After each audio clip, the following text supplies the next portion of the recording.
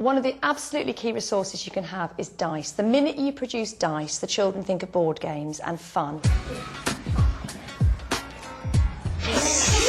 We play lots of dice games in circles because it's really nice. The children can actually pass the dice around the circle as they go. On 5, a really simple one is just take a big dice, roll, and as it's your turn, you count on. So you're adding cumulatively. 8 add 1 is... 9. Good boy.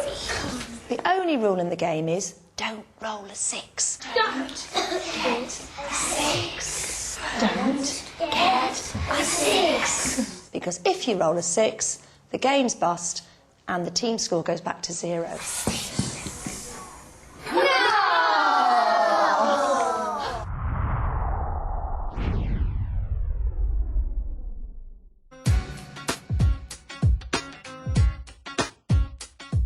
Brilliant. Let's have a birds race because it's your topic.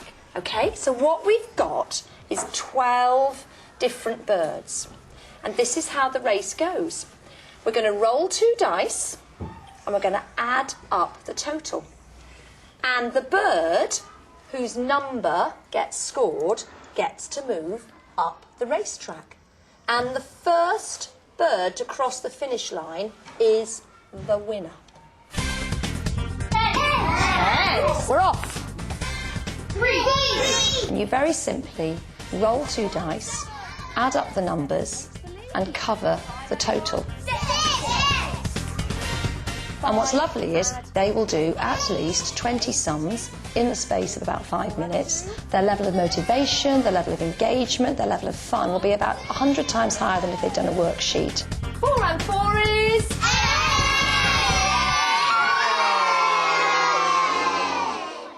Using 2 dice can become a fantastic tool for teaching addition, counting on, subtraction, anything. And what you're doing is you're doing assessment, because what you're looking at is how they're doing that adding.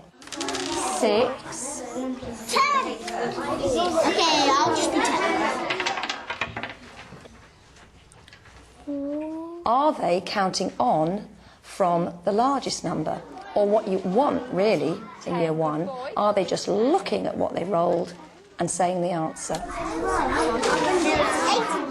OK, hands up if number 6 won your race. Are you the same pair, Arthur and Sam? Yeah. That's 2 votes for number 6, then. Almost every time I've done it, somebody will, in their own way, articulate the quite complex probability that 7 and 6 and 8 are much more likely to be rolled than 2 or 12. 8 won your race. 1, 2, 3, 4, 5. And there's a real sense that the children's understanding of numbers and number patterns and how numbers are made has moved on just in that very simple lesson.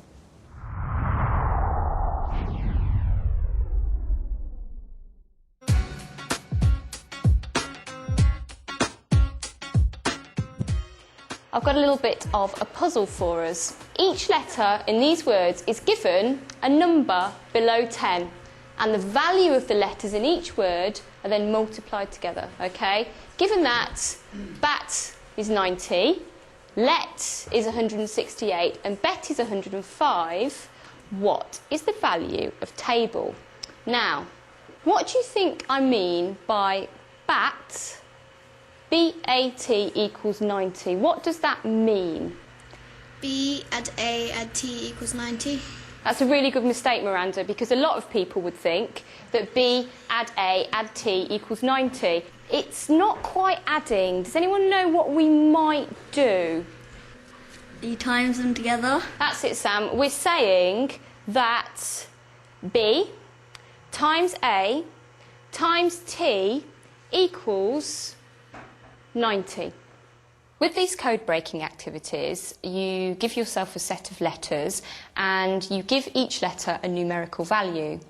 You then create words out of the letters. What would be a good place to start? Have bat 90, let 168 and bet. Have any of those numbers got anything in common? Do you look at those numbers? Does anything jump out at you?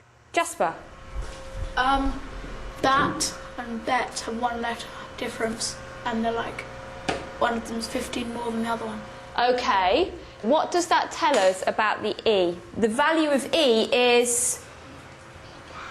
Higher. Well done, than the value of... A. A. So that's something we know. Brilliant. Looking at 90 and looking at 105, what about those two numbers rings a bell? What have they both got in common? What do you reckon, Tasneem? They're both in the 5 times table. Well done, they're both in the 5 times table. They are, aren't they? So I think it's a really good bet that B is going to equal 5. Often children are fearful of maths, especially as they go through school. When you experience failure, it can compound those feelings that it's not something you're good at. And one thing we teach the children is there isn't a maths part of your brain. There's the same part of you that can do maths is the same part of you that, you know, can work out strategies when you're outside playing football. If we're saying that B equals 5, we're actually saying 5 times a number is 90. So what I want you to do is see how many combinations of numbers you can get. 5 times a number equals 90. When you're making these up yourself, a really good thing to remember is that you can make really easy versions of this code breaking for children who find maths a struggle. And the great thing about that, especially with older children who might be quite self-conscious that they're finding it challenging, is the easy ones look just the same as the more difficult ones. So it's that sense that everybody feels like they're doing the same activity, but actually you're being very supportive to the less able children whilst extending the more able and supporting everybody in between. What you're going to do now is, using what you know already, using that you know that A and T could be what numbers? What numbers could they be? They could be 6 and 3. Yep, or 3 and 6. What else could the A and T be? Bruska? It could be 9 or 2. Could be 9 and 2 or 2 and 9. So using what you know already, you're going to go off and you're going to work out the values of each of the letters B, A, T, L and E. And so, finally, you need to work out the value of table, which is T times A times B times L times E. I like them to use a calculator to find out that final large multiplication. I think the key here is that the skill that they want to get out of this is making the connections between the numbers and feeling that they're solving that puzzle. I think T is 3 because it's in all of the words and all of the words equal a number that is a multiple of 3. These type of number puzzles and code breakers are brilliant for helping children to see that if they go for it and if they get involved in a puzzle, that they can solve all sorts of difficult maths without really even realising, because with puzzles, code breakers, anything where they have to figure something like that out, they're often quite fearless and they'll take risks. With maths, if you know it's maths, and I know lots of adults feel this, if you know it's maths, then sometimes there's a part of you that seizes up, and as soon as you seize up, you stop thinking creatively and making the connections that you need to make to get better at maths.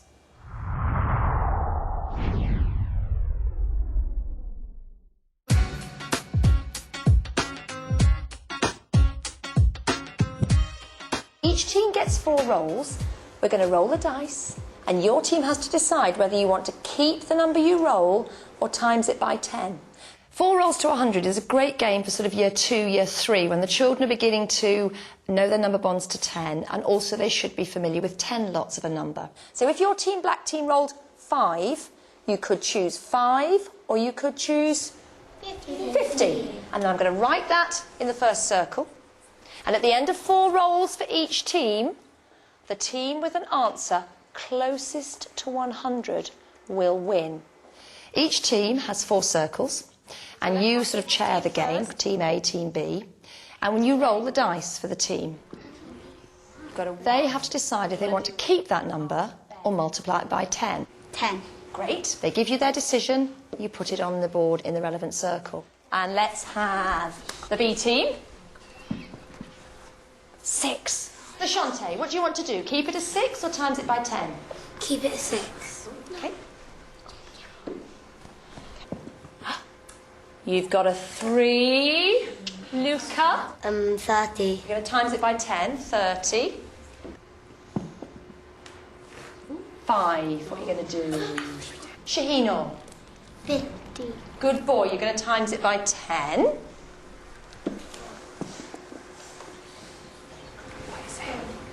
Sam? 30. Okay. So 18. What do you need to roll to get a perfect score? Samaya?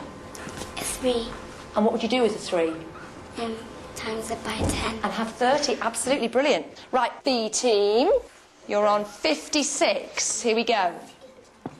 You've got a... And there's so many opportunities to be testing the children's mental skills, their facility with number, their ability to kind of see 100 square, see a number line.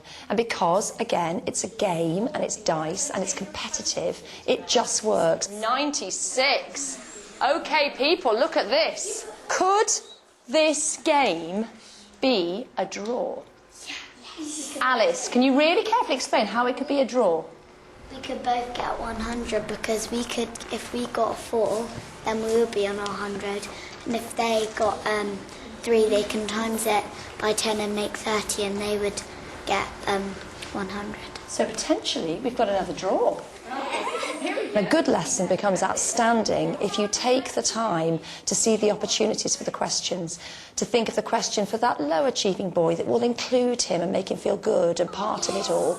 And you've also got up your sleeve a really good probing extended question for that very bright boy. So what do you want to do? Ben? Times 2 by 10 to make 20. And then your total will be? 90. Brilliant. You can spend hours with that game. It's got its infinite possibilities.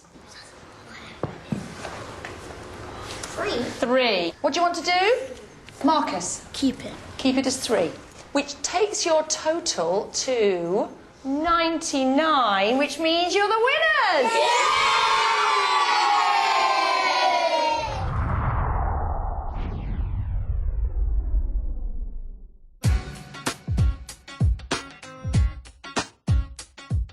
One of the best resources we have in school, and one of the things I would put in my top 5, is dice. Absolutely vital for number work. We discovered this fantastic thing, clear view pocket die, where you have the dice comes with clear pockets and you can decide what you want your dice to be.